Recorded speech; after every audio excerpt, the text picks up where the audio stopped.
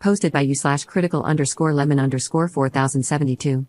My husband has 2 brothers and 1 sister. His sister and her husband are not my favorite people in the world. Recently, they, along with their 8 children, have been couch surfing because they lost their home, a long story that could have been avoided if they had acted like adults.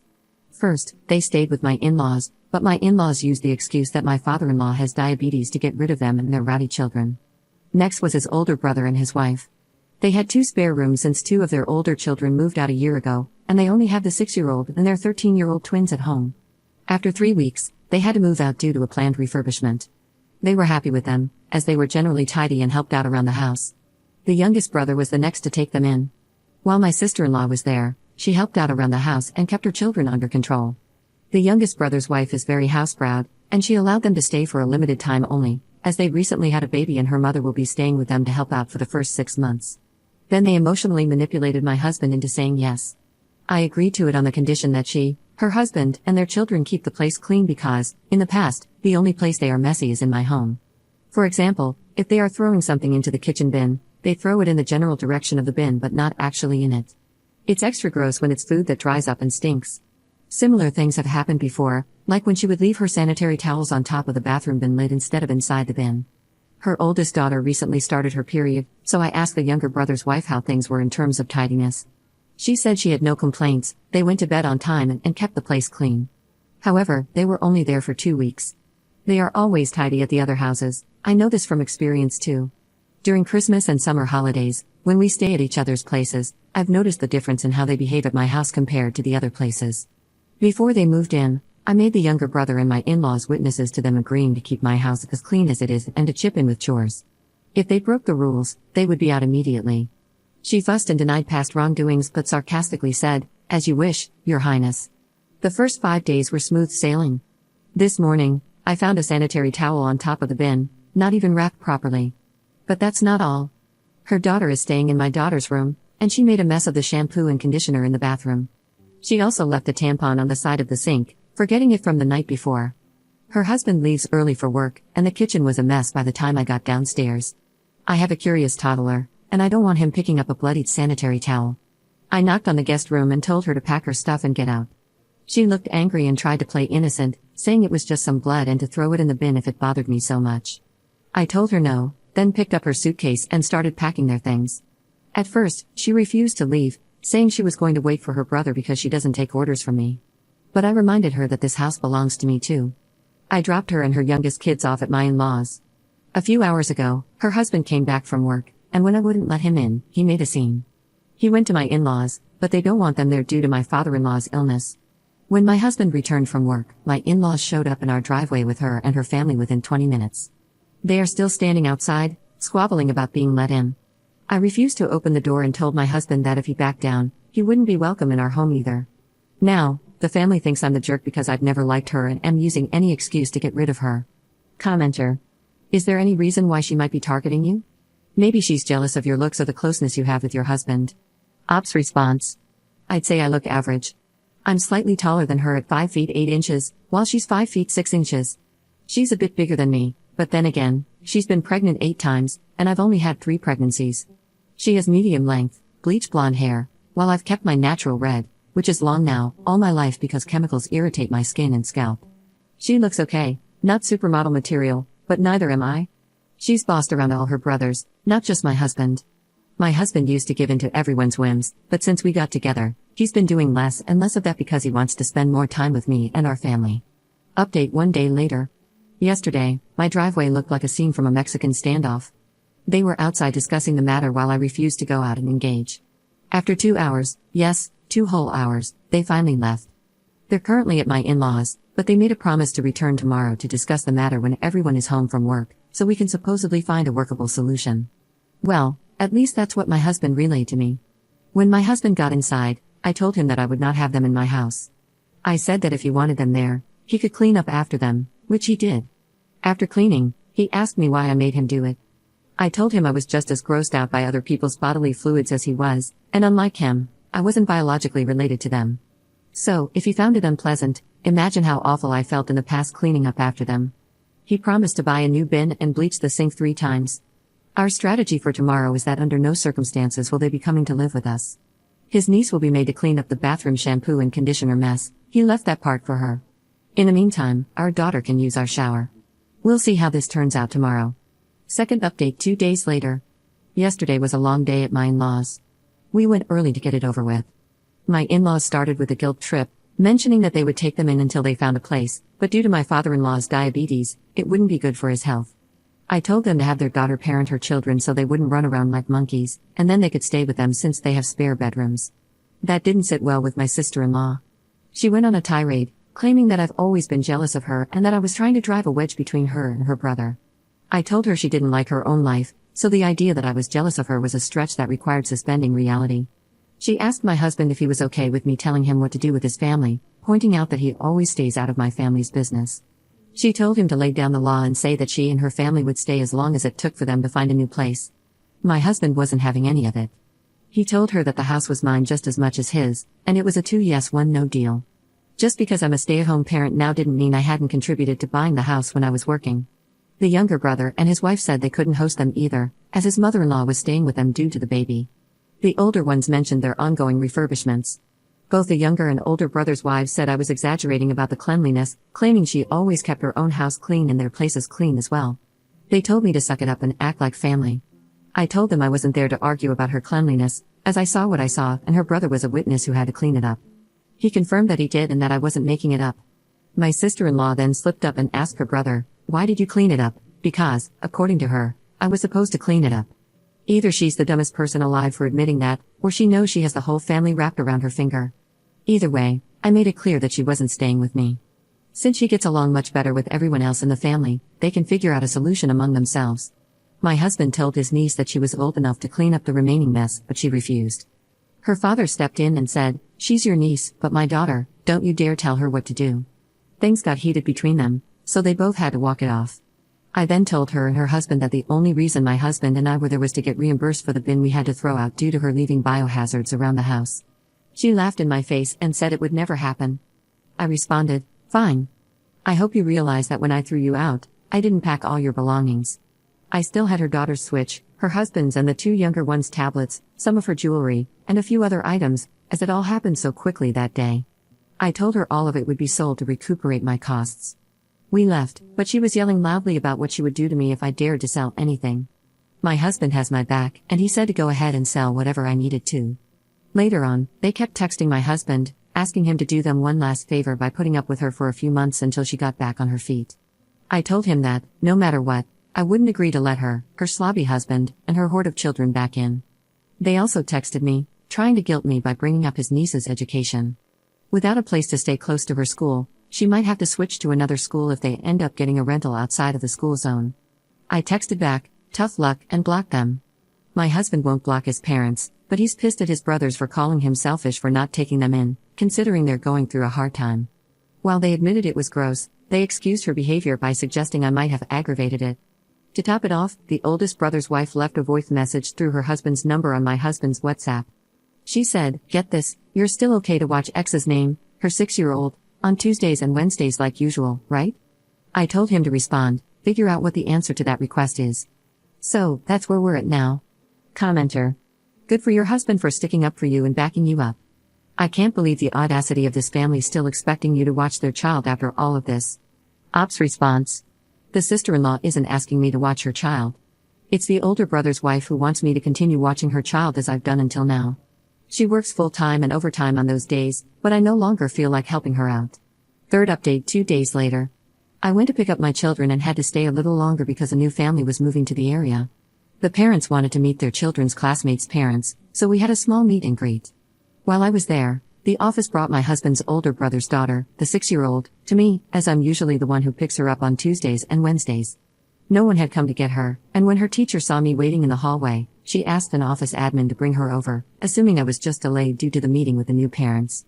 I told them that I was no longer responsible for her on Tuesdays and Wednesdays. They took her back to the office, and I assumed they must have called her mother. When I returned home from the meet and greet, my husband told me that his parents had called him and expressed their anger about me abandoning their granddaughter. They also put his older brother's wife on the phone, which led to a shouting match between her and my husband. Even the sister-in-law I kicked out had a few things to say. It ended with my husband telling his parents they had lost the privilege of talking to him for a week, and he would only unblock them when they gave both him and me a sincere apology. He explained to them that it was the parents' responsibility to make pickup arrangements, especially after I had made it clear I would no longer provide free services. The sister-in-law I kicked out is staying with her parents for now. Her husband, along with their 2 younger children and 2 of the older ones, are staying with my in-laws.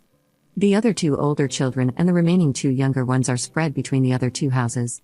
They made an indirect threat, saying it would be a very temporary arrangement, as she promised it wouldn't take long for her to make her brother see the light. I think I'm in for a long ride. Commenter. What an amazing saga of entitled trash bag humans. I agree with most of the comments I've read, stating to remain strong, not let them back in your house, get home security, and make sure the school is aware of who is allowed to pick up your children, as well as who you will no longer be responsible for.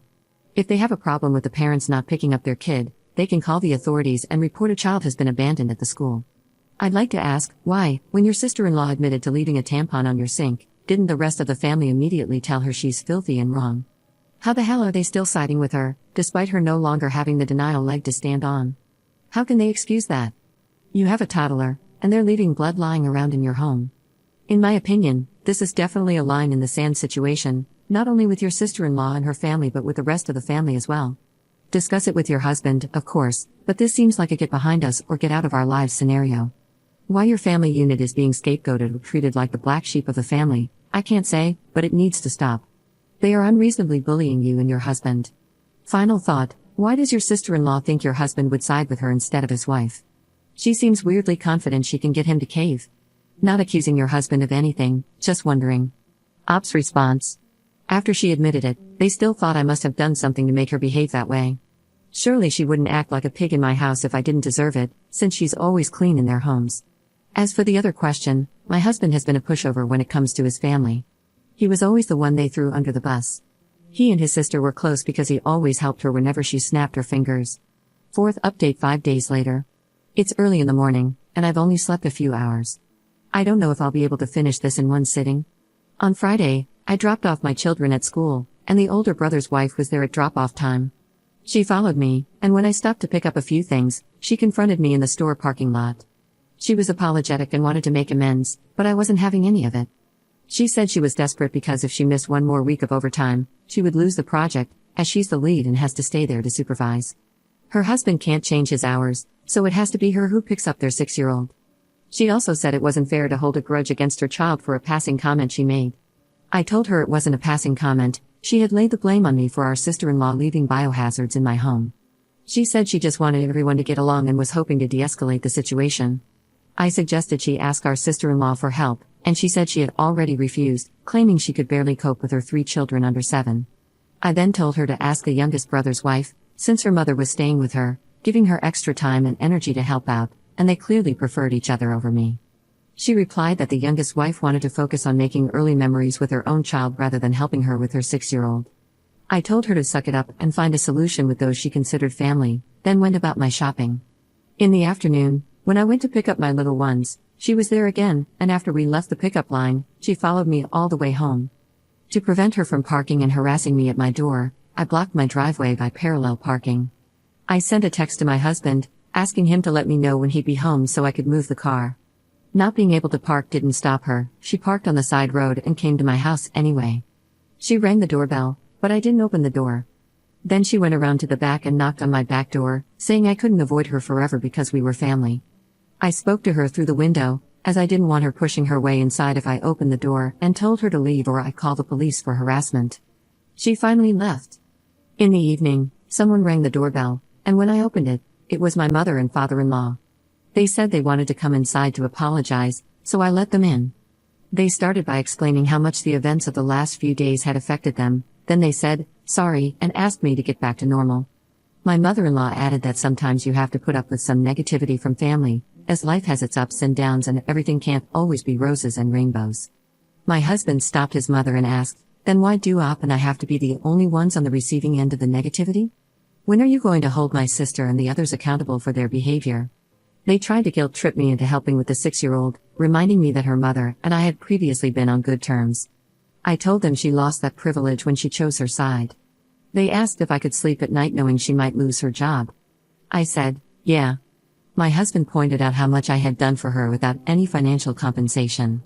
They responded by saying I was home anyway, and one more potty-trained child didn't make much difference to me over the past 4 years. I told them it did make a difference because I had made many sacrifices over the years for their daughter. I also added that if they couldn't convince the younger brother's wife to help, then they should forget about trying to coerce me into doing it.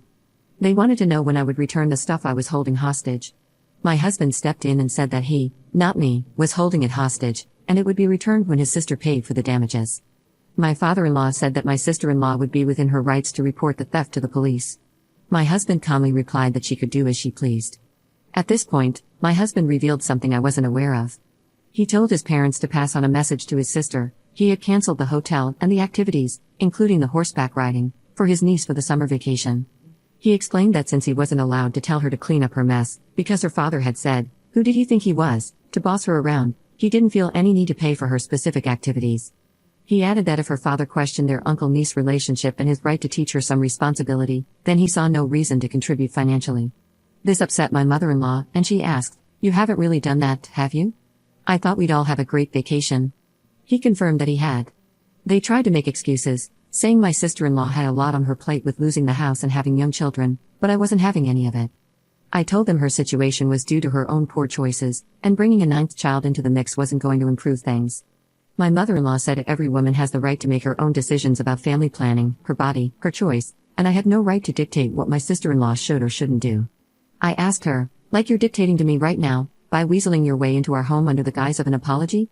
She said it was different, that she wasn't telling me to have more or fewer children, as she loved grandchildren, the more, the merrier. I told her she couldn't expect me to look after other people's children either. The less stress I have, the merrier I am, it also falls under my body and my choice. They turned to my husband and asked if he was really putting them through all of this just because we had decided to be less amiable over something they considered silly. He replied that scrubbing down the 2 bathrooms after his niece and sister wasn't exactly the highlight of his life. As they continued making excuses and lamenting over us not joining the family holiday, and by canceling his sister's holiday, which they said was ruining the mood for everyone, we politely told them it was time to leave. On Saturday morning, we were woken up by someone frantically knocking on the door and ringing the doorbell. It was my sister-in-law and her eldest son. My husband told me he would handle it. When he opened the door, she tried to push her way in, but my husband blocked her.